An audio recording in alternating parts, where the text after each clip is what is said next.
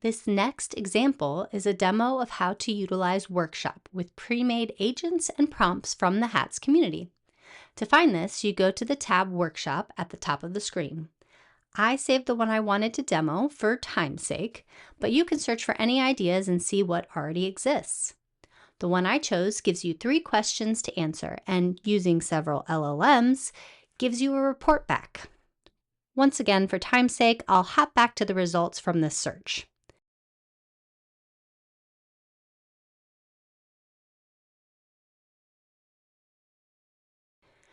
You can see I searched for insurance companies with a min of 10 employees and a max of 100 employees in San Diego for our managed IT business.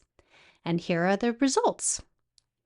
As soon as the agent is done doing its search, you can scroll through, ask more questions, or at the bottom, you can download the CSV file for you to use in your prospecting.